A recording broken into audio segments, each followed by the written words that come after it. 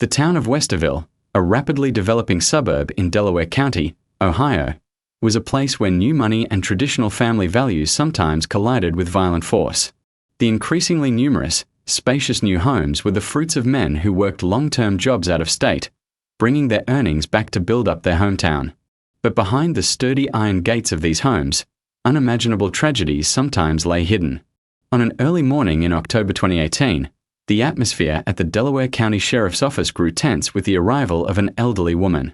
She was Eleanor Vance, from another township within the county, who had come to report, through tears, the disappearance of her daughter, Jessica Collins, aged 30. Taking the report was Detective Frank Miller, the head of the Criminal Investigation Division. He invited Mrs. Vance into his office, trying to calm the extremely agitated woman. Sobbing, Mrs. Vance told the detective that her daughter was missing, explaining that it had been over a week and she had been unable to get in touch with her at all, which made her incredibly worried. Mrs. Vance explained that her daughter, Jessica, had been married to Mark Collins for nearly 10 years and they had a 5-year-old son. Mark was a construction contractor. His business was very successful, but it often required him to be on site at projects in the southern states for several months at a time before returning home. About 10 days ago, Mark had come home on a break, but for the past week, Mrs. Vance had been unable to reach her daughter by phone. She said that when she called, her daughter's phone went straight to voicemail. Overcome with worry, she had called her son-in-law, who told her that he and Jessica had a huge fight. He claimed that Jessica had gotten angry, packed some clothes, and left. However, Mrs. Vance expressed her disbelief. She insisted that her daughter loved her son, Timmy, more than anything in the world and that the sky could fall before she would ever abandon her child like that. She was sure something terrible had happened. Mrs. Vance's testimony, filled with a mother's uneasy intuition, immediately caught Detective Miller's full attention. The disappearance of a young woman after an argument with her husband was always a situation fraught with potential complexities. He decided he had to investigate this personally. That very same morning, a team led by Detective Miller drove to the spacious, 3-story house belonging to Mark and Jessica Collins in Westerville. When the investigators arrived, they found Mark Collins at home.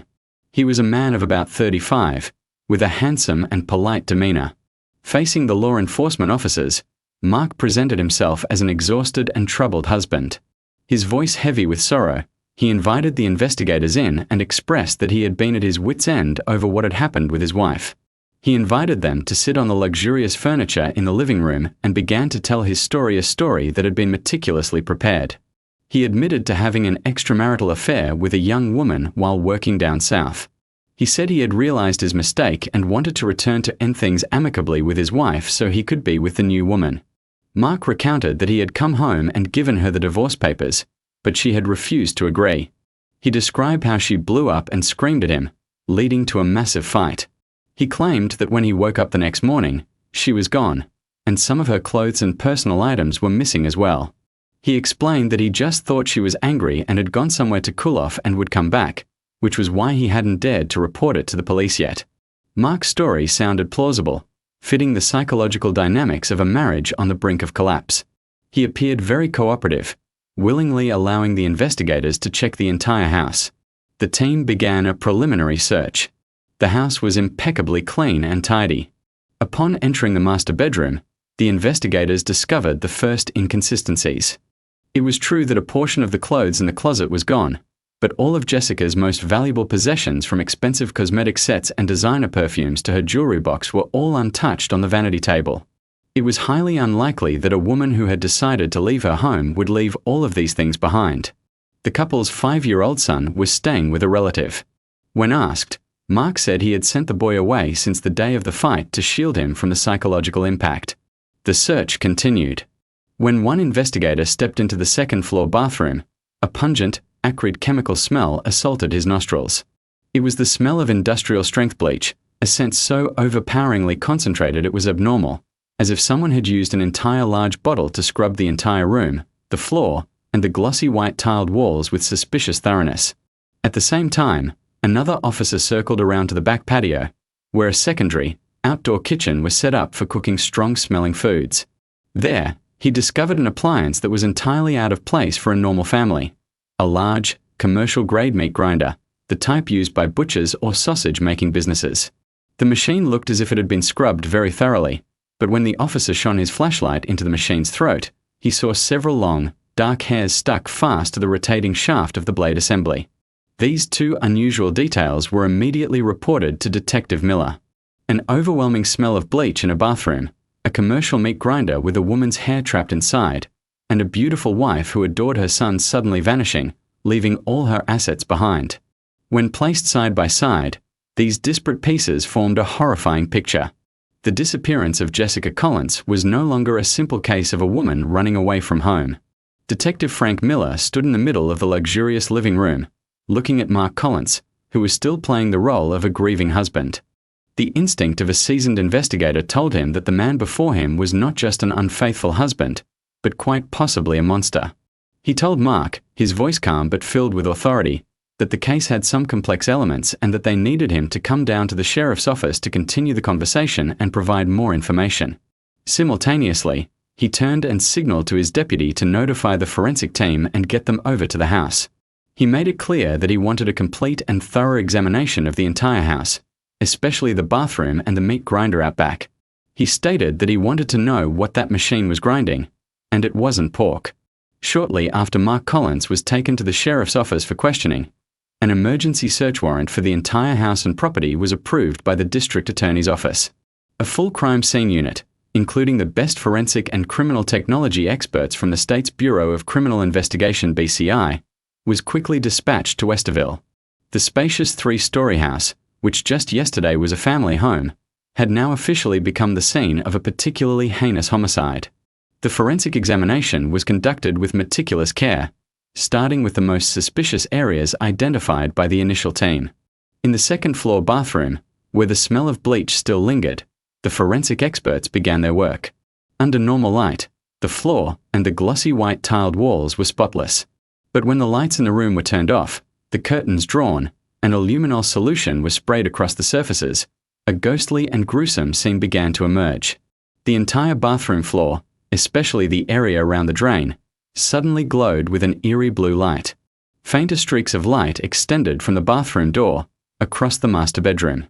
The picture of a massacre was recreated, not with blood, but with chemical luminescence. Traces of a massive amount of blood were found, despite the killer's meticulous attempts to clean it away. Not stopping there, the examination team carefully dismantled the joints of the drain pipes beneath the toilet and the floor drain.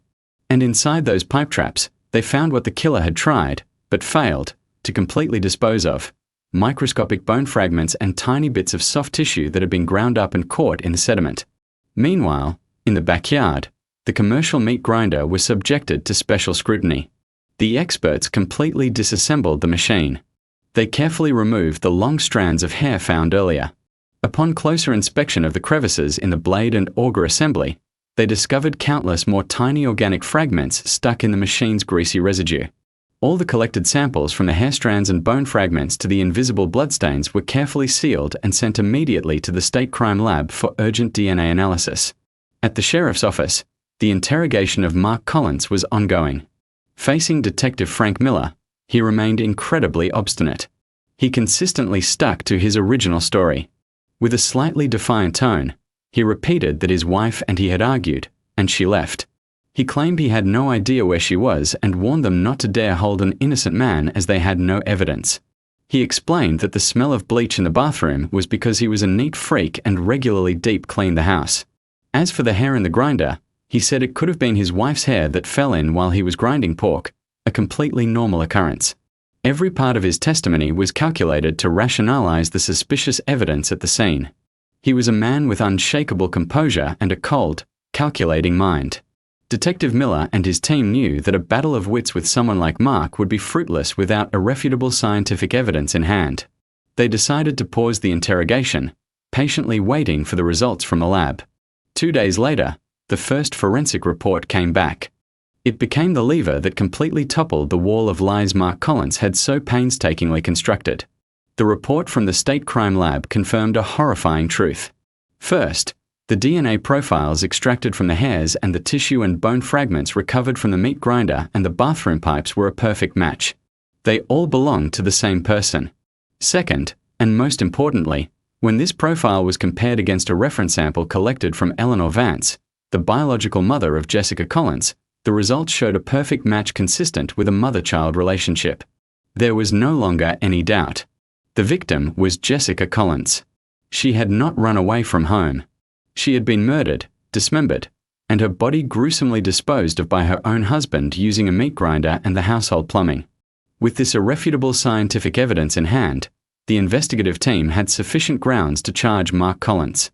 The final interrogation was conducted. This time, Detective Frank Miller didn't need to ask many questions. He entered the room, accompanied by an attorney from the DA's office. He silently placed the DNA analysis report, with its official seal and the signatures of top forensic experts, on the table directly in front of Mark Collins. He then addressed Mark, his voice calm, but each word landing like a hammer blow, informing him that his wife's hair, his wife's bones, and his wife's flesh were all found in his meat grinder and his plumbing. He concluded that science had spoken, and now it was Mark's turn. Mark Collins stared at the report.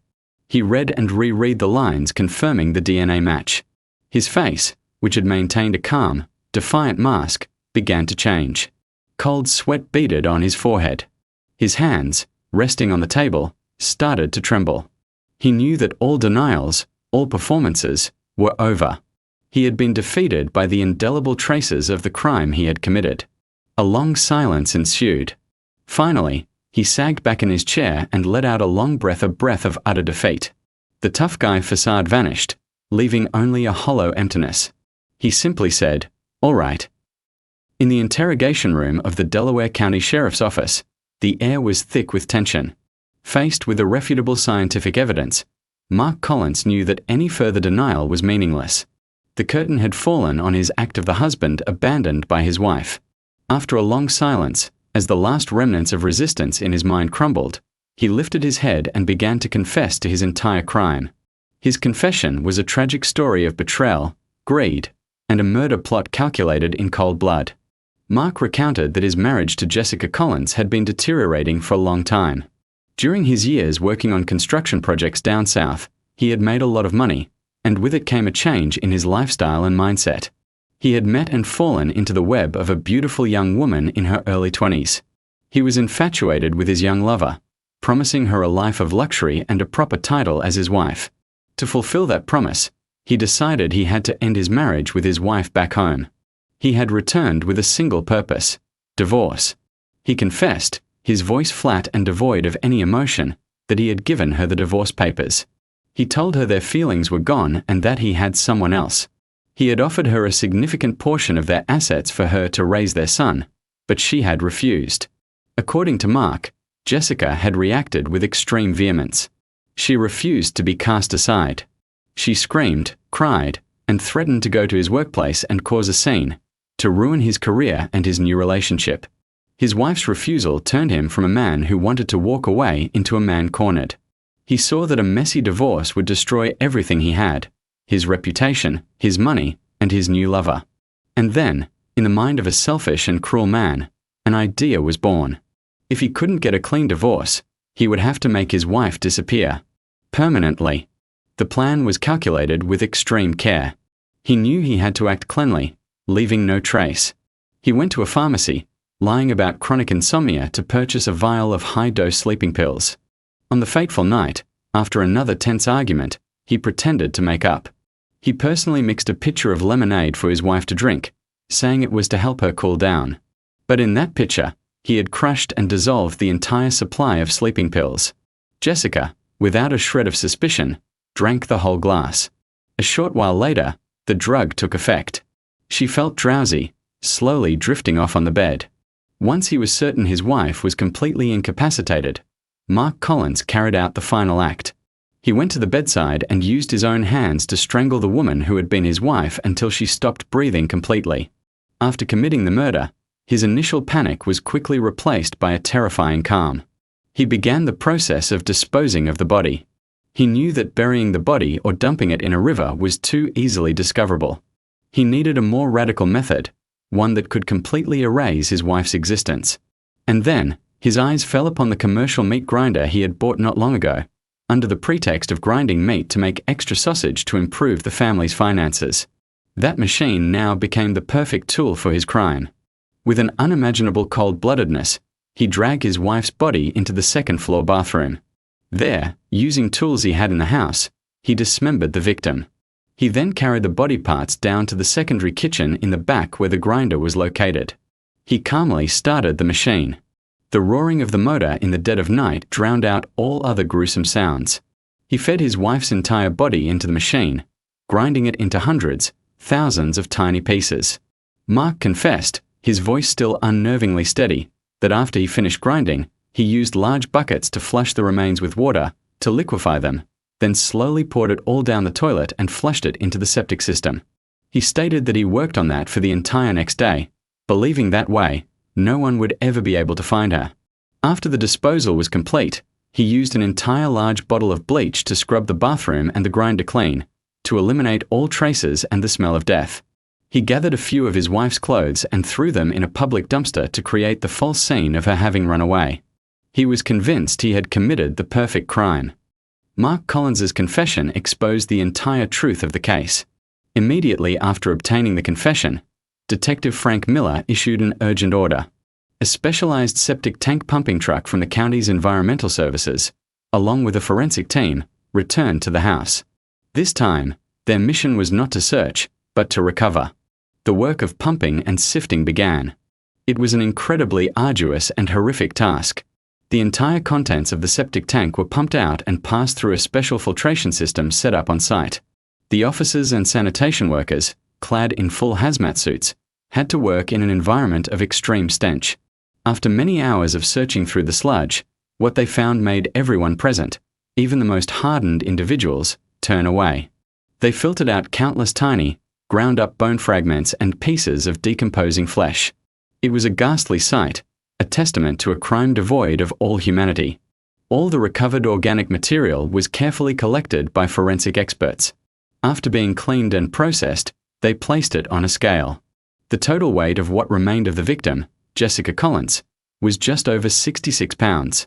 An investigator, after reviewing the victim's initial file, made the poignant observation that the file stated Jessica weighed 110 pounds when she was alive, and after her husband's crime, this was all that was left of a human being.